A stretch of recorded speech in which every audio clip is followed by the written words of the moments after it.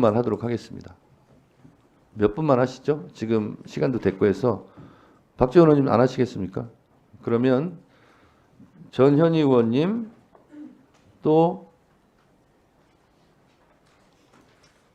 누구? 서영규 의원님, 이건태 의원님, 김승원 간사님, 이렇게만 하겠습니다. 이번에는 3분씩만 하겠습니다. 네, 네, 전현희 의원님 질의하시죠. 아까 저 1분 못 썼으니까 저는 4분 주십시오. 네, 4분 드리겠습니다. 네.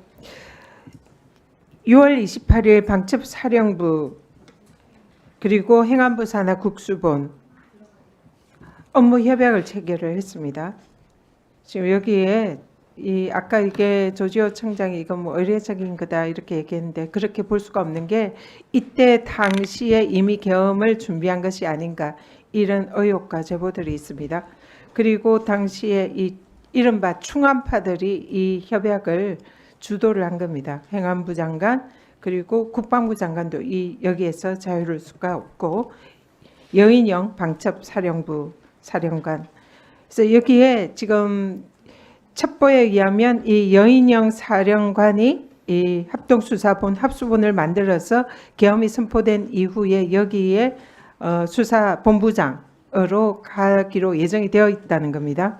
그래서 이게 당시에 12.12 사태 때 전두환 전 합수본부장이 맡았던 그 역할을 여인영이 맡기로 했다. 이런 지금 상황인 겁니다. 그래서 이미 이때부터 내란을 사전 모의했다는 그런 정황이 지금 드러났습니다. 우리 고기동 행안부 직무대행 이런 업무 협약 존재 당시 알고 있었습니까? 예, 나중에 들은 기억이 있습니다. 행안위 하면서 저런 업무 협약에 대해서 물어본 적은 있었던 걸로 들은 기억이 있습니다.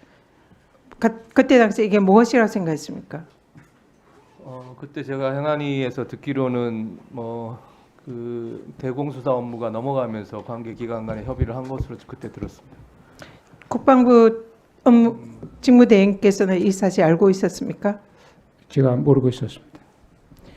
네, 그래서 이런 정황을 봐서라도 이미 이 계엄은 6개월 전에 적어도 치밀하게 준비되고 있었던 것이 아닌가 이런 지금 생각이 듭니다.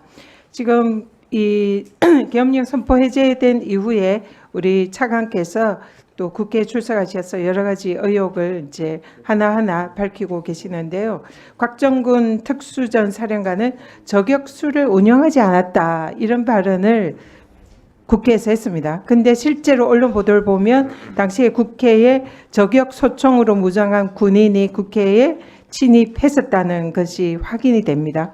그래서 지금 이 부분에 대해서도 확실하게 진상 규명이 필요하고 그리고 당시에 국회에 난입한 이런 부대들이 이름도 정말 무시무시한 뭐 HID, 특전사, 707, 뭐 수방사 이런 대테러 업무를 또 하는 이런 특수부대들이 난입을 했습니다. 사실상 총도 들고 있지 않은 민간인, 그것도 국회의원들을 대상으로 이런 특수부대를 동원한 이 지금 계엄이 그야말로 내란에 이 나라를 뒤집으려고 했다는 그런 것이 입증이 되는 그런 상황이다 생각합니다. 제가 국방부 장관 대행에게 질의하겠습니다.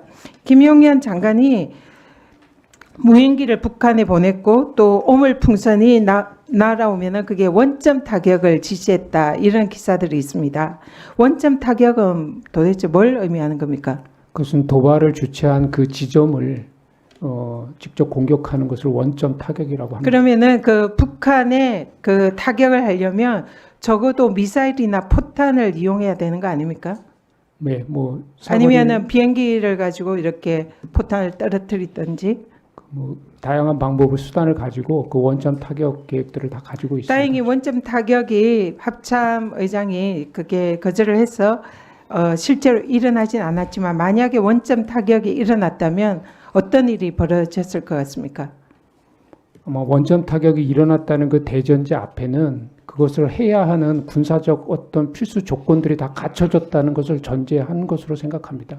그것이 갖춰지지 않은 상태에서는 원점 타격을 할 수가 없습니다. 원점 타격을 실제로 지시를 했고 그것이 언론에 보도가 됐습니다. 그래서 만약에 원점 타격이 일어났다면은 사실상 전쟁이 일어났을 수도 있고 또 이를 빌미로 윤석열이 계엄을 선포했을 거다 이런 시나리오가 충분히 가능합니다.